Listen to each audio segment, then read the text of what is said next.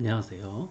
4차 산업 시대의 특허 발명이라는 주제로 여러분들과 이 자료를 한번 살펴보도록 하겠습니다. 이 자료는 대학생들을 위해서 준비된 자료이긴 하지만 일반인들에게도 또 도움이 될 수도 있을 것 같아요. 본 발표 내용은 세 가지의 질문으로 구성되어 있습니다. 산업혁명과 특허 발명이 어떤 관계가 있는가? 또 특허 발명이 필요하긴 한가? 또 소프트웨어 발명이 가능한가? 이런 질문들입니다. 아마도 특허 발명에 익숙하지 않은 분들이라면 이런 것들이 조금 불명확할 수도 있을 것 같아요. 4차 산업혁명은 다보스 포럼에서 2016년도부터 이제 본격적으로 회자되기 시작했는데요. 제 개인적으로 이 4차 산업혁명을 한마디로 요약하자 이렇게 한다면 아마도 지식혁명 내지는 인공지능 기술 이렇게 요약할 수 있겠습니다. 우선 산업혁명과 특허 발명이 어떤 상관관계가 있는지를 살펴보려면 여기 1차 산업혁명과 2차 산업혁명, 4차 산업혁명까지 이렇게 쭉 거쳐오고 있지만 1차 산업혁명을 우리가 조금 더 자세하게 들여다볼 필요가 있습니다. 1차 산업혁명은 제임스 와트의 전기기관과 스티븐슨의 전기기관차가 아주 중요한 역할을 하고 또 그 기술이 아주 산업혁명의 주된 기술 테마다라는 것을 여러분들은 이미 알고 있을 겁니다. 영국의 특허 발명 건수를 보여주는 그래프인데요. 여기 보면 1760년도부터 1850년 사이에 특허 등록 건수가 기하급수적으로 이렇게 증가했다라는 것을 알 수 있습니다. 이것은 특허 등록 건수가 이렇게 발전하면서 이 100년, 약 100년 동안의 기간이 1차 산업혁명으로 규정지어지는 특허 산업혁 1차 산업혁명 기간에 해당하는데요. 이때 특허 건수가 이렇게 많이 증가함으로써 산업혁명이 완성되었다라고 이야기할 수도 있습니다. 영국 특허법이 지금 세계 각국이 이용하고 있는 특허법의 효시라고 할 수 있는데요. 또는 모태라고 할 수 있는데요. 그때 영국 특허법이 독점권을 14년을 줬습니다.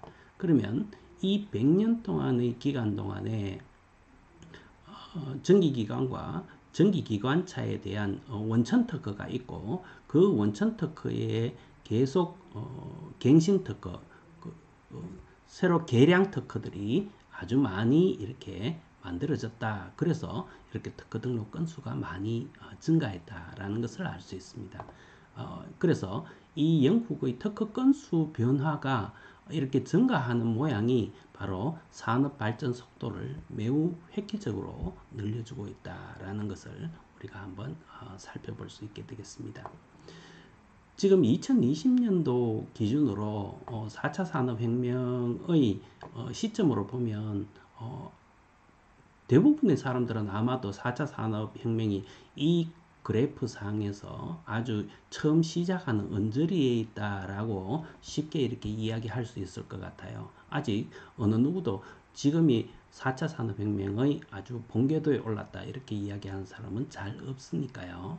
자, 그러면 이 4차 산업이 훨씬 더 본궤도로 올라갈 때의 기술 변화 속도는 우리가 1차 산업혁명에서 보여지는 것처럼 이와 같이 특허 기술이 특허 발명 건수가 등록 건수가 똑같이 이렇게 기하급수적으로 늘어날 거라는 거죠. 그러면 우리도 여러분들이 엔지니어링을 하고 있는 많은 한국인들도 이 특허 발명에 대해서 여러분들이 관심을 가질 필요가 있다. 4차 산업혁명을 구성하는 세부 기술들을 여기 딜로이트에서 2016년도에 밝혀놓은 자료에 의하면 바이오테크, 뉴로테크, 나노테크, 뉴 에너지 앤 서스테이너빌리티, ICT, 센서링, 3D 프린팅, AI, 로보틱스, 드론 이런 기술들을 소개하고 있습니다. 이미 여러분들은 뭐 이런 기술들이 4차 산업혁명의 주요한 기술들이다라는 것을 인지하고 있을 것 같아요. 자, 그런 기술을 조금 더 이제 일목요연하게 보여주는 하나의 또 그래프인데요.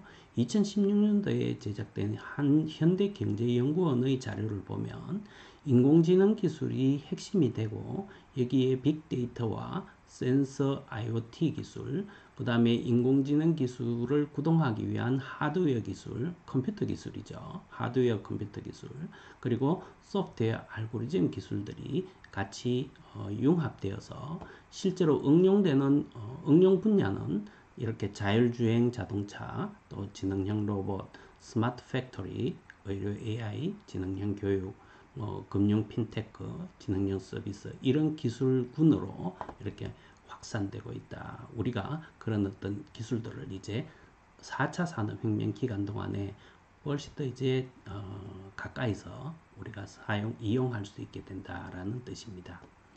또 다른 어떤 그래프를 보면 AI나 IoT, 빅데이터, 클라우드, 모바일이라는 기반 기술이 있고 이 기반 기술을 적절히 조합해 가면서 응용 기술이 이렇게 다양하게 포진하고 있습니다. 여기 보면 지능형 로봇, 스마트 공장, 뭐 블록체인, 또 자율주행 자동차, 웨어러블, 뭐 커넥티드 홈 이렇게 다양하게 존재를 하는데 여기에 존재하지 않는 또 다른 응용 기술들이 얼마든지 있을 수 있습니다.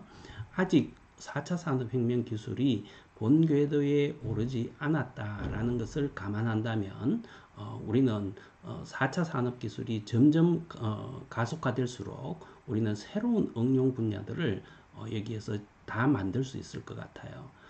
이럴 때 그런 어떤 기술들을 실제로 핸들링하고 개발하고 또 그런 것들을 사용하는 많은 한국인들이 특허 발명에 대해서 조금 이제 관심을 깊게 할 필요가 있겠다라는 생각이 들었답니다. 여기는 미국의 특허 등록에 대한 시기별 변화를 보여주는 그래프인데요. 이런 경향, 시간에 따라서 특허 등록 건수가 점점 이렇게 늘어나는 경향은 한국이나 또 다른 어떤 선진 각국의 동향과도 크게 다르지 않습니다. 다만 이제 시차가 좀 있을 뿐이죠. 한국의 경우에는 1950년 이후가 되어야지만이 한국의 이제 특허법이 정비가 되고 또 한국의 특허 등록이 이제 정상적으로 출원되고 등록되는 그런 과정을 밟습니다. 그렇지만 이렇게 시간에 따라서 계속 증가하는 추이는 유사하다라고 하겠네요. 미국의 경우는 보면 1840년부터 이제 그 시대의 주력 기술 산업 분야에서 이렇게 특허 건수가 급격히 늘어나는 것을 보여주고 있고 여기 2000년 이후는 이 그래프에서는 없어서 조금 이제 아쉽기는 해요. 그렇지만 여러분들이 아마 상상할 수 있겠죠. 하나 더 이제 의미 있는 그림을 여러분들에게 보여드리겠습니다. 여기 보면 인공지능 관련해서 이제 특허 출원을 어떻게 하고 있는지를 여러분들하고 살펴보려고 하는데요. 여기 보면 뭐 여기 1990년대에도 특허가 이렇게 뭐 인공지능 AI 기술이 쭉 있었지만 2007년, 2008년을 기준으로 이 시기쯤부터 획기적으로 AI 특허가 많이 출원되고 등록된다라는 것을 우리가 확인할 수 있습니다. 그런데 이것을 국가별 추이로 이렇게 살펴보면 그 대부분의 인공지능 특허 등록 건수가 미국에 의해서 주도되고 있다. 일본과 독일, 한국, 캐나다는 미국에 비하면 아주 그 정도가 낮다라는 것을 우리는 극명히 확인할 수 있습니다. 물론 이 그래프도 이제 우리가 조금 더 확대하면 이렇게 미국처럼 이렇게 특허 등록 건수가 증가하는 모양을 우리가 쉽게 찾을 수 있겠습니다. 그래서 우리가 인공지능 관련 특허 출원 건수가 한국에서는 아직도 이렇게 많지 않다는 것은 4차 산업의 핵심이 되는 어떤 기술 분야에서는 아직도 뒤처지고 있다. 많이 아직 준비가 미흡하다. 이런 취지가 되겠습니다. 자, 이제 두 번째 질문에 대해서 한번 살펴보도록 하겠습니다. 첫 번째 질문은 이제 조금 전에 우리가 비오그래프를 보면서까지 이제 그 상관관계들을 한번 살펴봤죠. 두 번째, 개인적으로 특허 발명이 왜 필요한가를 봤을 때 이 지식재산권이라고 하는 즉 특허증이 있으면 기업이 산업 활동을 할 때 또는 비즈니스 활동을 할 때 시장에서 독점적 지위, 즉 독점권을 받습니다. 영국 특허법에서는 예전에는 14년이었지만 최근에는 이제 국제적으로 통용되는 독점 기간이 20년입니다. 대체로 뭐 우리나라도 20년입니다. 그래서 특허 분쟁을 예방하거나 권리 보호하는 측면에서도 이런 어떤 특허증이 또는 특허권이 매우 중요한 역할을 한다.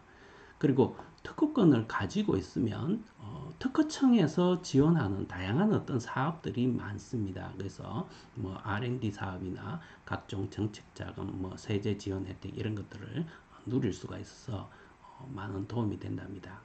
그렇지만 실제로 이제 대학을 졸업해서 기업에 이제 취업을 하는 학생들 입장에서는 이런 특허증이 이런 어떤 혜택을 받는 것은 조금은 직접적이지 않아서 나하고 별로 상관이 없다 이렇게 느낄 수가 많을 것 같아요.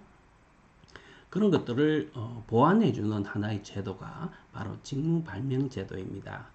뭐 아주 소기업이면 직무발명제도가 준비되지 않았을 수도 있지만 조금만 이제 중견기업으로 규모가 커진 회사이라면 그런 회사에 여러분들이 취업을 했을 때 직무발명제도를 여러분들이 확인할 수 있고, 이 직무발명제도는 취지가 발명자가 특허 발명 명세서를 작성을 하면 아이디어를 만들어서 그 아이디어를 이용해서 이 출원인은 대개 기업이나 공공기관이 됩니다.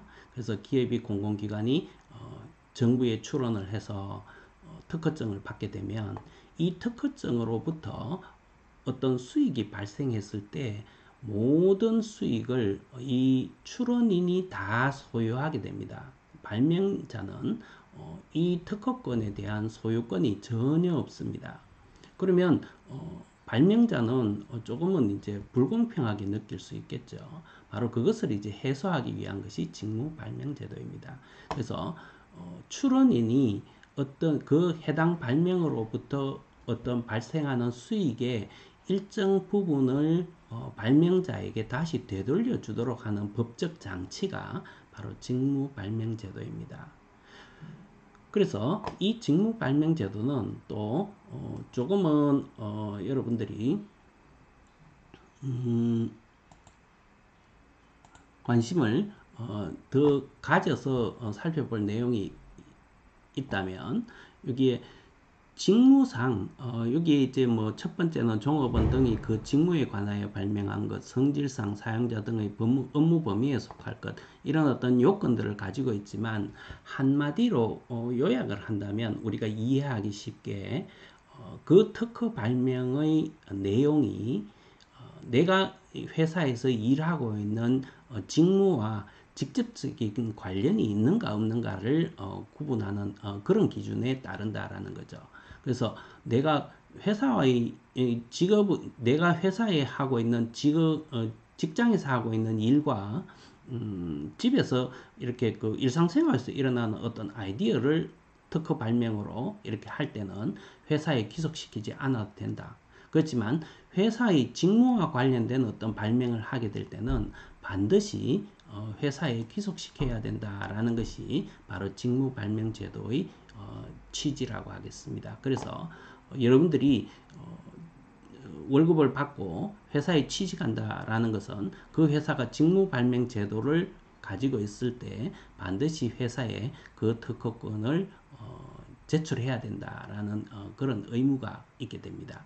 그리고 그 의무에 대해서 혜택이 발생하면 보상을 받는 거죠.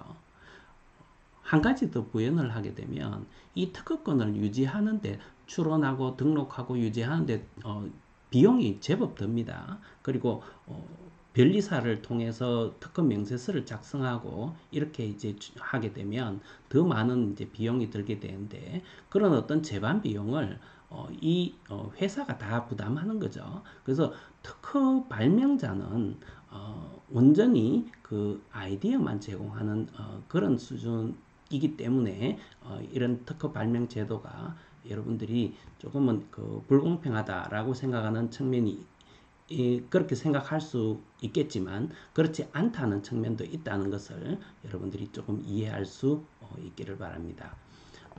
자, 이 발표 내용은 1, 2편으로 나누어서 진행하도록 하겠습니다. 지금 여기까지 1편을 진행하고 마치겠습니다.